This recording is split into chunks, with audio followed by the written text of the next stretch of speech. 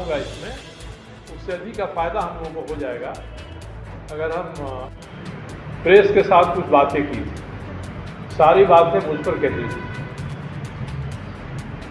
अब जो आदमी सोया हुआ है उसको जगाया जा सकता है। जदयू नेता सरयू राय ने झारखंड बिजली विकास निगम में पैसों की हेराफेरी मामले की सीबीआई जांच कराने की मांग की। राज्य में पत्रकारों से बातचीत में राय ने कहा कि इसको लेकर एसआईटी का गठन हुआ है, लेकिन एसआईटी जांच में मामले से पर्दा उठने की उम्मीद कम है। सरयू राय ने आगे कहा कि वैसे तो ये फर्जीवाड़ा 100 करोड़ रुपए का बताया जा रहा है, लेकिन ये करीब 500 करोड़ का मामला प्रतीत होता है। होगा इसमें, उससे अधिक का फ़ायदा हम लोगों को हो जाएगा अगर हम जो फर्जीवाड़ा करने वाले लोग हैं उनके अकाउंट में हम पैसे जमा करें। इस तरह से इन्होंने अकाउंट में जमा कराया है, पैसे निकाल लिए हैं। क्योंकि ये सीधे बैंक का मामला है, इसलिए मेरी मांग है कि सीबीआई सीधे इसको अपने हाथ में ले, सीबीआई इसकी जांच करे। बैंक के भारत सरकार के अधीन है, उनके उपक्रम है, इसलिए इसमें भारत सरकार और राज्य सरकार किसी के सिफारिश की ज़रूरत नहीं है। इस मामले को सीबीआई अपने हाथ में लेगी तो पूरा मामला सामने आएगा। ये ट्रस्ट फंड करीब 1000 करोड़ रुपए का है। अभी तो अखबारों में 100 करोड़ रुपया ही आ रहा है, परंतु मेरे सूचना के हिसाब से 500 करोड़ रुपए तक की हेराफेरी हो चुकी है। लेकिन मैं आपके माध्यम से अपनी मांग रखना चाहता हूँ कि सीबीआई अगर इसको नहीं देगी तो ये माना जाएगा कि सीबीआई अपने दायित्व में कोताही कर रही है। दूसरा विषय है, कल झारखंड प्रेस के साथ कुछ बातें की। सारी बातें मुझ पर कहती थी। अब जो आदमी सोया हुआ है उसको जगाया जा सकता है, वो जगा हुआ है और सोने का नाटक कर रहा है, उसको कोई जगा नहीं सकता। बन्ना गुप्ता जी की यही स्थिति है। किसी ने एक एफआईआर वायरल किया, एफआईआर वायरल हो गया, पता चला पुलिस को, तो यहाँ के सिटी एसपी ने कहा कि हम इसकी जांच करा रहे हैं कि इसका स्रोत क्या है। तो एक तरफ तो सिटी एसपी जांच करा रहे हैं, दूसरी तरफ बन्ना गुप्ता जी ने अपने किसी खास प्यादे से जमशेदपुर के कदमा थाने में एफआईआर करा दिया और 3 लोगों के खिलाफ एफआईआर कराया। और उनका यह कहना है कि ये तीनों लोग मुझसे जुड़े हुए हैं। तो उसमें से एक तो पत्रकार हैं। जब मैं मंत्री था तो मेरे साथ कुछ साल निजी सचिव के रूप में रहे थे। और ये मामला 5 साल पुराना है। उन्होंने अपने YouTube पर इस मामले को डाला और उनको लगा कि ये सही नहीं है, तो उन्हें वापस ही नहीं लिया, बल्कि क्षमा याचना भी कर लिया। तो जब कोई पत्रकार अपनी खबर के लिए न केवल खंडन करता है बल्कि क्षमा याचना करता है, तब भी उसके खिलाफ इन्होंने अपने प्यादे से एक एफआईआर करा दिया। एक दूसरे आदमी हैं विकास सिंह। जब मैं पिछले 2019 में तय किया कि चुनाव लड़ूंगा पूर्वी से मुख्यमंत्री के खिलाफ, तो उसी दिन वे रवाना हो गए और उसके बाद से हमारी कोई उनसे बातचीत नहीं होती। ये दूसरे व्यक्ति हैं। और तीसरे व्यक्ति हैं डॉक्टर मृत्युंजय।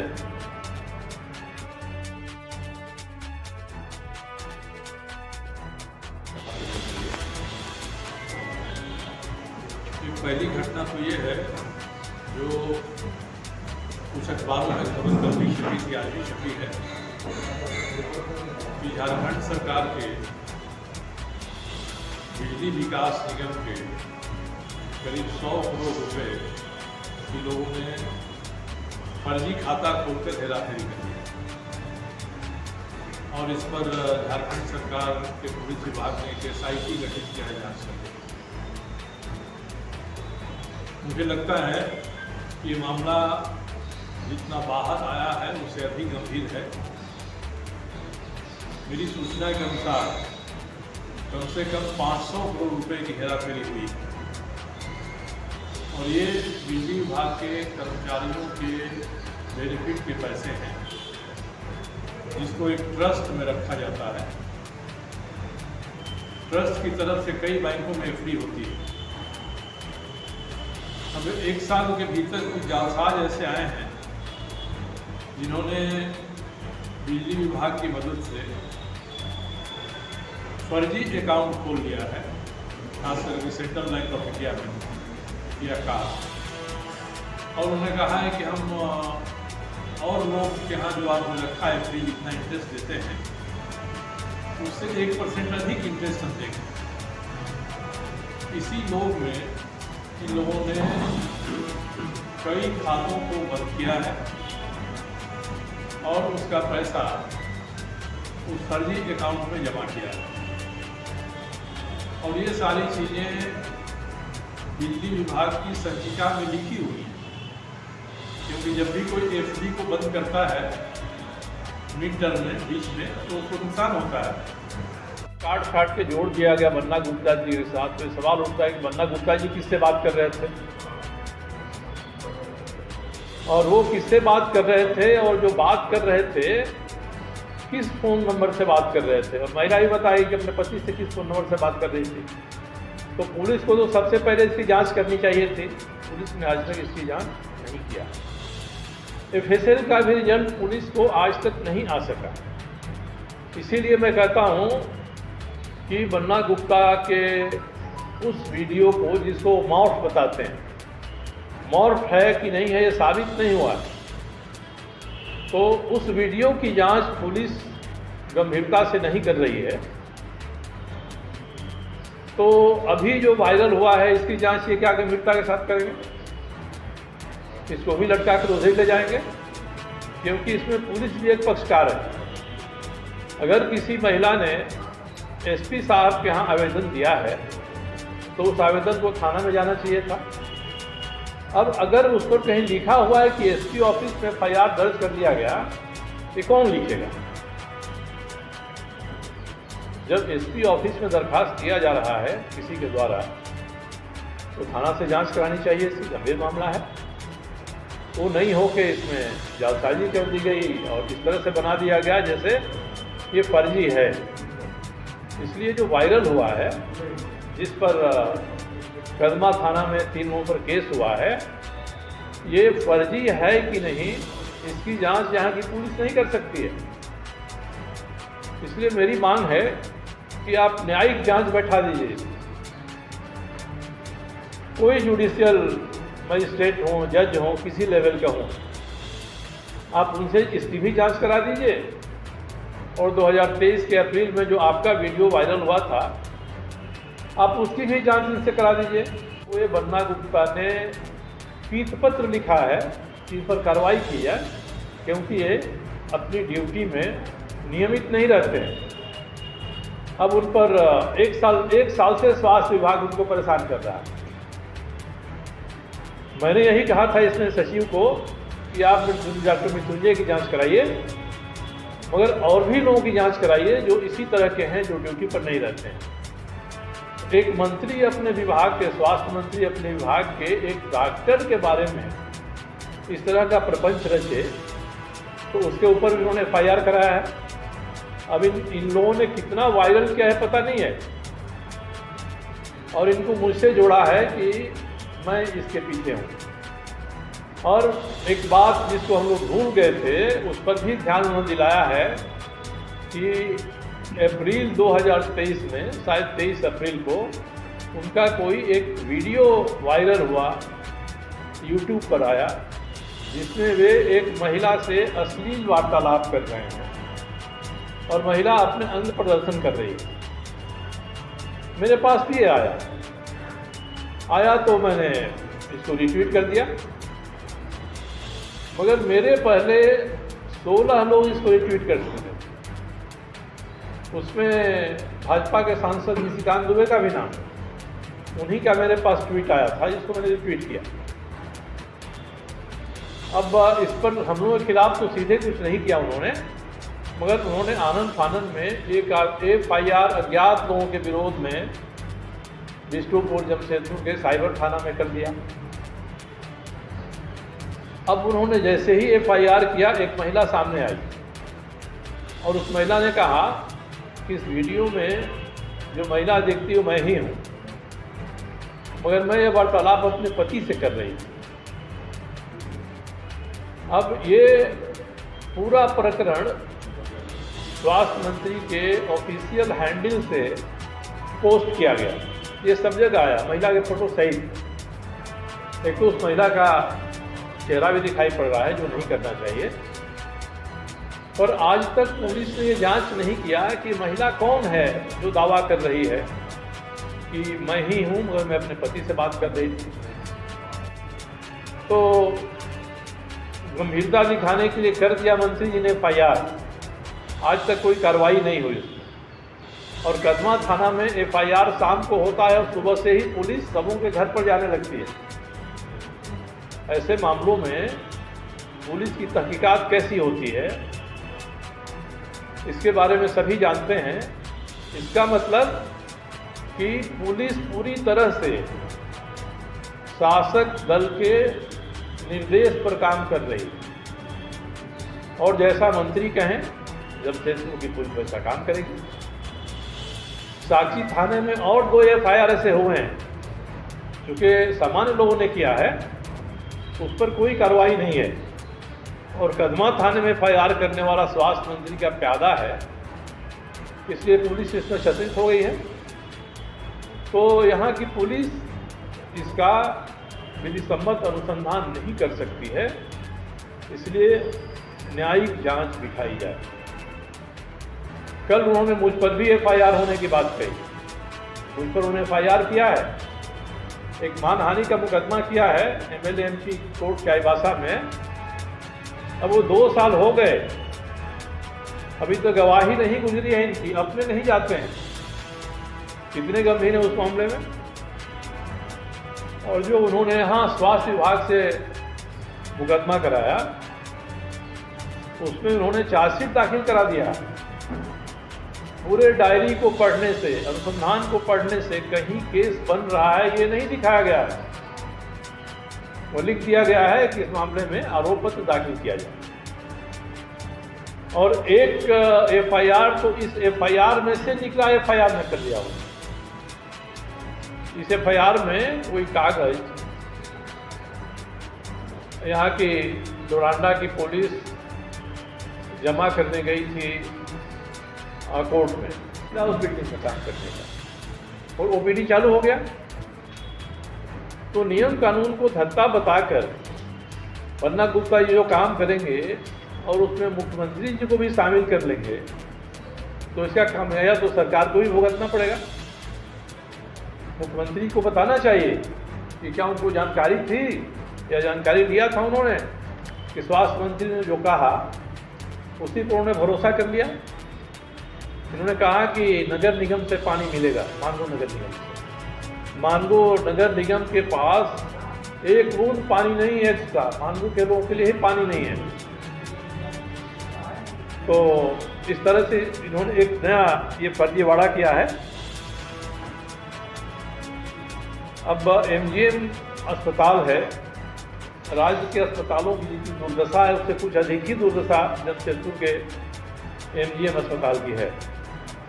जब से मंत्री हुए तो सुपरिंटेंडेंट के कमरे के सामने उतना ही बड़ा एक कमरा अपने लेकर उसमें एक कोई बहादुर नाम के आदमी हैं, उनको बैठाते हैं, वो दिन भर वहाँ बैठते हैं। क्या करते हैं, इनका प्रतिनिधि वहाँ बैठता है तो इसका मतलब कि MGM अस्पताल पूरी इनकी मुट्ठी में है, वहाँ जो हो रहा है उसके लिए जिम्मेदारी हैं। ये गिनती कराते हैं कि हमने 700 बेड का वहाँ बनवा दिया है, MGM में 500 बेड का बना रहा हूँ।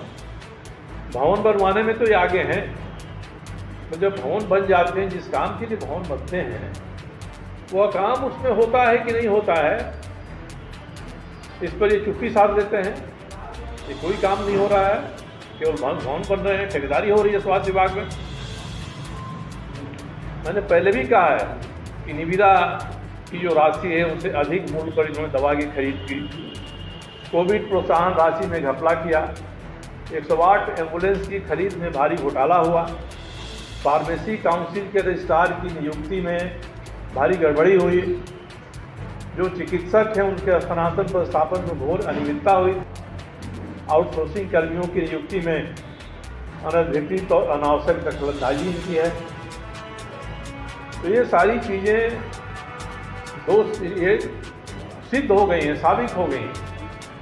मुख्यमंत्री को चाहिए कार्रवाई करना, मुख्यमंत्री कार्रवाई करने की हिम्मत नहीं जुटा रहे हैं क्योंकि कांग्रेस के मंत्री हैं, कांग्रेस समर्थक खींच देगी, सरकार गिर जाएगी। तो भयावहन तो बन्ना गुप्ता जी मुख्यमंत्री तक क्या कर रहे हैं और लंबी चौड़ी बातें करते हैं। अब कल उन्होंने एक और कहा कि मैं स्वर्णरेखा नदी के किनारे पानी बोतल में भरता हूँ, फिर पता नहीं चलता क्या हुआ इसका। अब जो आदमी कोई रुचि नहीं रखता इन विषयों में, उसको क्या पता होगा कि नदी के पानी की जांच कराकर मैंने मुख्यमंत्री को, प्रदूषण बोर्ड को और राज्यपाल को भेजा है। तो उन्होंने कहा है कि मैं इससे स्वर्णरेखा की पानी की जांच कराकर मैं ब्लैकमेलिंग करता हूँ। स्वर्णरेखा नदी के किनारे तो एक ही बड़ा उद्योग है, टाटा स्टील लिमिटेड है।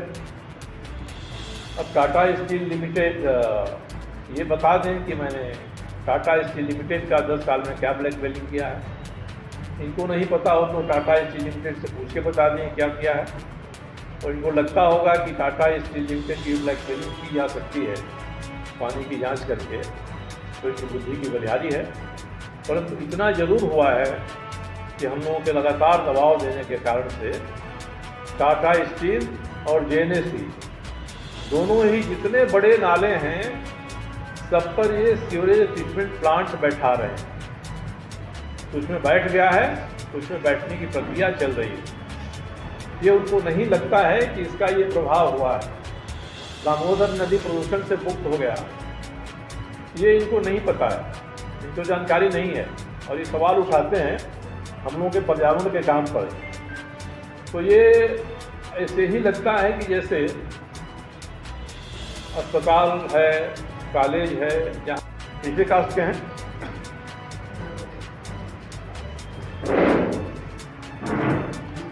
इसके बाद उन्होंने कोविड के समय में कांतीलाल मेडिका अस्पताल को बंद करा दिया जमशेदपुर में। 350 कर्मी थे वहाँ काम कर रहे थे, डॉक्टर से लेकर कर्मियों तक, अधिकांश बैकवर्ड थे। तो अस्पताल बंद हो गया। उसके बाद इन्होंने अंकुर पैथोलॉजी को बंद कराया। उसमें डॉक्टर राजेश मोहंती तो उसे करता था तो उनको जेल भिजवा दिया। जमशेदपुर के मिल्टिना अस्पताल को 29 दिनों तक निलंबित रखा। उमा अस्पताल, डिस्कवरी डायग्नोस्टिक्स, कई तरह के जो संस्थान हैं इन सब पे इस पर दबाव डाला, धमकाया, परेशान किया। तो ये इनकी फितरत हो गई है परेशान करना सबों को। और जमशेदपुर में तो व्यवसायी जगत में भय का वातावरण व्याप्त हो गया है, कोई सामने बोलना नहीं चाहता। मैंने कहा है उनसे कि आप क्यों तैयार रहिए, इस भय के वातावरण को मैं दूर करूंगा और स्वास्थ्य मंत्री का असली चेहरा हम लोग सामने लाएंगे। अभी कितना फर्जीवाड़ा हो रहा है कि माननीय मुख्यमंत्री को परसों जमशेदपुर ले जाकर इन्होंने वहाँ नया अस्पताल बना है एमजीएम मेडिकल कॉलेज का, उसमें ओपीडी का उन्होंने उद्घाटन करा दिया कि ओपीडी चलेगी यहाँ पर। अब जिमना रोड पर ओपीडी चलेगी और अस्पताल है साक्षी में। ओपीडी में इमरजेंसी की कोई व्यवस्था नहीं है। तो ऐसा ही हो गया ओपीडी जैसा स्वयंसेवी संस्थाएं मेडिकल कैंप चलाती हैं, जहां आप जाइए, जांच होगी, जांच करके बता देंगे कि क्या है, आप इलाज कहीं और कराइए। तो एमजीएम मेडिकल कॉलेज अस्पताल का नया का जो ओपीडी बना है उसका काम इससे अधिक नहीं है। मगर विडंबना और है कि जो बिल्डिंग बनी है, आज तक बिल्डिंग को एल&टी ठेकेदार है उसने हैंडओवर नहीं किया है। मेडिकल कॉलेज के प्रिंसिपल ने उसका हैंडओवर नहीं लिया है। उसमें 3 लाख लीटर पानी रोज चाहिए। एक बूंद पानी की व्यवस्था वहाँ नहीं है, एक बूंद पानी की व्यवस्था नहीं है।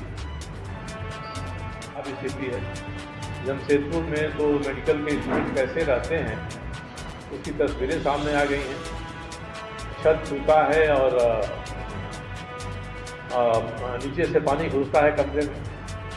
तो कहा जाता है ये वैसा ही है जैसे रोम जल रहा था और नीरो चैन की बंसी बजा रहा था। वैसे ही स्वास्थ्य विभाग बर्बाद हो रहा है और स्वास्थ्य मंत्री चैन की बंसी बजा रहे हैं।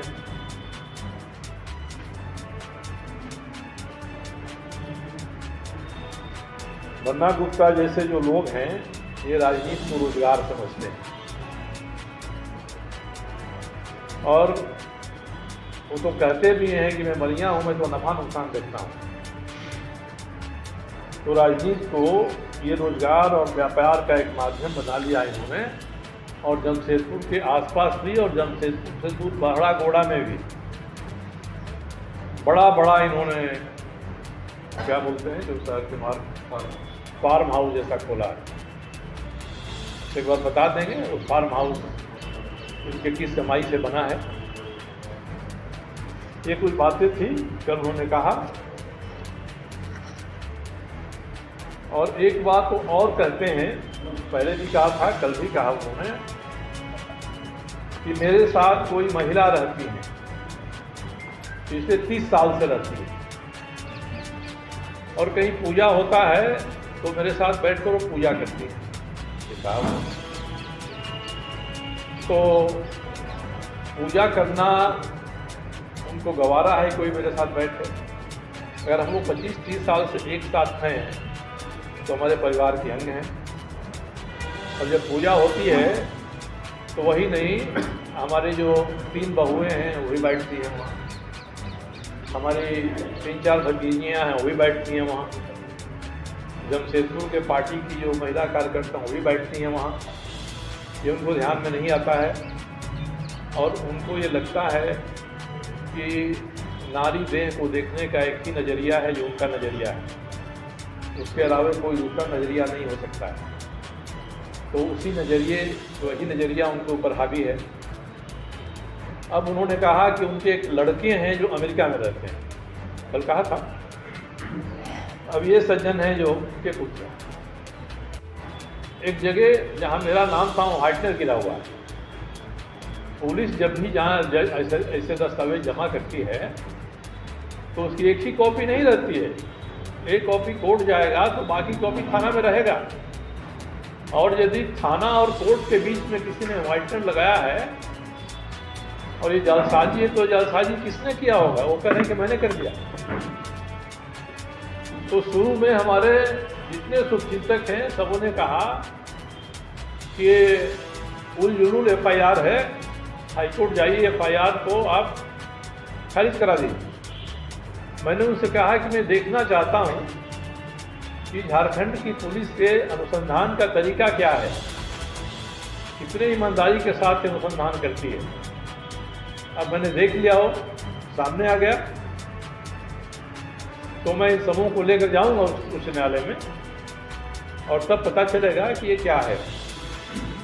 तो जितनी बातें उन्होंने कही कल वो सबकी सब बोगस बातें हैं और एक मंत्री के फुल जालसाज होने का ये सभी प्रमाण हैं।